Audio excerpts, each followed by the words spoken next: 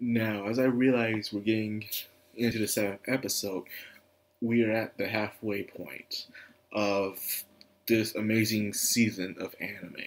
And realize there's no way Redo Healer can do a proper adaptation with just this amount of episodes. Hopefully, it gets a season 2. Because let's face it, for those who say there's no plot to this or no substance, come on, really? There's clearly something going on here and a lot of mysteries. Like, yes, the revenge porn happened a couple episodes ago, and it's still gonna happen here and there, but come on. There's plot going on. None of that, it could use one. It skips some bits and pieces here and there, but it stays the course nonetheless, therefore I think it's still a good adaptation. Just my opinion. But anyways, of course, I can always look forward to 3 things when I'm watching this series: violence, blood, and sex. Those 3 things will always be in every freaking episode.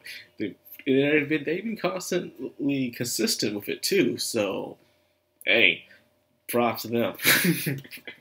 I mean, like every episode. Like, not even when I'm reading the manga is happening in every episode. But here in the anime adaptations, they're making sure every episode some cheeks are getting clapped. But nonetheless, this episode pretty much shows how his resolve is fully strong. Kiraga's resolve. He'll go through it, even with someone's life is at stake. You know, you see the villagers there. They're tied up and they're about to be executed if he moves any closer. And as he is moving closer, they kill. They keep killing the villagers. And of course, he does something that a lot of protagonists don't do in these shows. Usually when someone dies, the protagonist blames themselves. Like, oh, they're dead because of me, I could have done something. But Kiraga said, no, I didn't kill them, you killed them. The thought of my villagers dying weighs on me, therefore I shall avenge them. I will save my villagers while I get avenge the ones you killed. It's a double win for me. 2 birds, 1 stone, he said. And of course, no one could stand with him. And he was making them explode from the inside out with his healing. I guess he gave too much mana or whatever to the people. Oh, I'm hungry. To the people. And they started to explode. Like,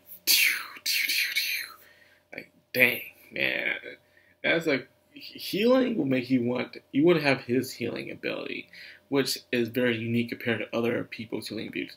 I've seen healing abilities where they just reverse time, like Curtain Call, where it just reverses time on something. It doesn't really heal, but it reverses the time on it, and stuff like that. Or how some heal cover it up. But there's all kinds of heal I have seen throughout my time watching anime. This is probably the most unique one, but it takes a lot of research to truly master it compared to the others. This one does take a lot of strength, endurance, and research to do, which I appreciate. He's going in there and killing all the guards so easily. Even with the barrier up. He, of course, used Freya to distract the people by saying, hey, I'm still alive, and told a prophecy.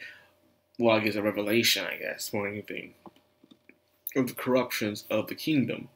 And of course, these people fall to the princess on hand and knee, and of course, attack the guards. Now, at the end of the day, Kiraga didn't save any of the villagers but 1. Only 1 will survive because they were poisoned anyways. So no one could actually, and it goes to the cops. Or the ambulance. One thing. Anyway. Oh, man. Like, okay, glory. Anyway, speaking of that, there was also the thought the kid might grow up to hate him and someday seek his own version of revenge. And you know what? That's possible, like in Kill Bill Volume 1, where she killed that woman and the daughter saw it.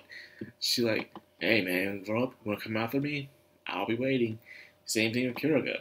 In a way, the boy probably will. We'll see what happens. Probably won't.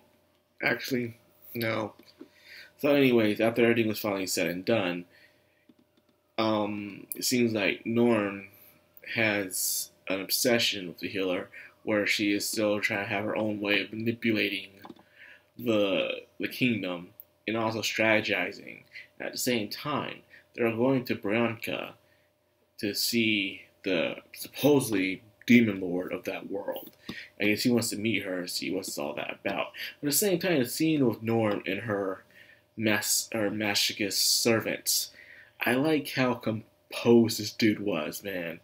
Like, this dude was so composed, being stepped on in all kinds of places. And he was just a straight look the entire time. And then he starts licking her boots. And there were some conversations like, in the comment section, so like, come on, man, at least take the boots off, man. Take the boots off. Like, hey, man, I guess you won't get any foot service here. Oh my goodness, man! I swear, read the comment sections in the show. It's something else. The comment section of the show is just wonderful. Now they're off to Bryanka, and he was explaining how the magical beings in the beast coexist with the demons, and of course, Setsuna brought up, hey, is it possible that that humans can be magical beings too, is the way they do demi-humans? And like, in a way, yeah. If anything, they might be worst of them all. But yet the humans see themselves as self-righteousness. But then again, that's what you have when you have indoctrination cults. You see yourself as this upright, just good thing, even though you do bad things to everybody else.